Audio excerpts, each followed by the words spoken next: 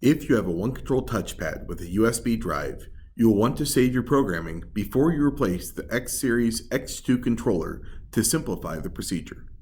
To do this, we need to enter into the programming mode on the OneControl touchpad, or OCTP. Press the Home title 5 times and then select Yes on the prompt. This will take you into programming mode. Once the programming screen has loaded, insert a USB thumb drive into the USB slot on the OCTP. A prompt to save or load configuration will appear. Select to save.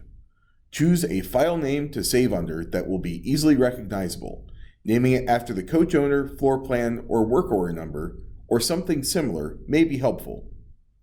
Press the Enter button when done and wait for the information to finish saving. This could take a few moments. Once it says saved, you can remove the thumb drive. You can now replace the X2 controller. First, remove the reverse power and ground connections with a 3/8 socket. Then, remove your configurable inputs, lockout inputs, generator connections, and tank sensor connections from the left side of the controller.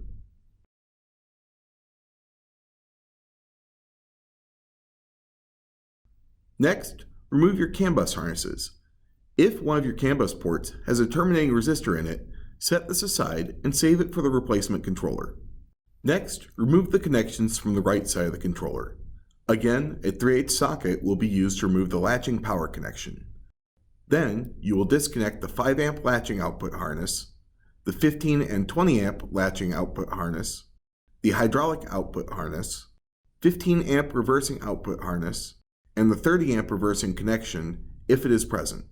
With all of the connections removed, you can remove the screws securing the controller in place and remove it. Place the new controller in the same spot as the previous one and secure it in place with screws. Be careful not to over-tighten the screws, as this could result in breaking the mounts.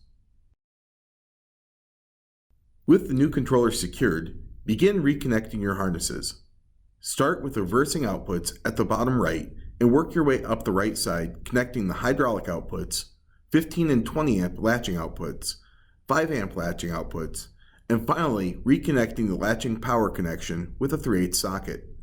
Be careful not to over-tighten the power connection, as this could damage the board. Next, begin reconnecting the left side of the controller. Start with your CAN bus connections to restore communication with the rest of the system. Then, move on to your tank harness,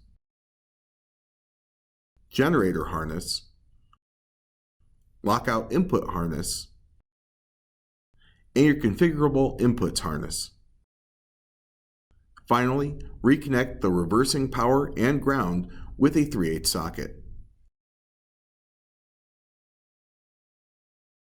With everything reconnected, it's now time to program the controller back at the touchpad. To program the new controller, go back to the OCTP and enter programming by tapping the Home title 5 times again.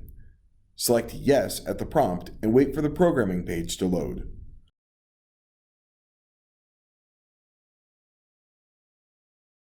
Once it has loaded, insert the thumb drive again and this time select Load when prompted. Select the title of the configuration you wish to load and then press Load to begin. The system will then run through and load the floor plan. Once the screen says it loaded successfully, exit programming and remove the thumb drive. Last, you will need to remove the old data from the touchpad. To do this, select Settings from the left side of the home screen. Then, select Resync Devices. Press OK to begin and Yes when it offers to create the favorites list. This will remove the old data and complete the procedure.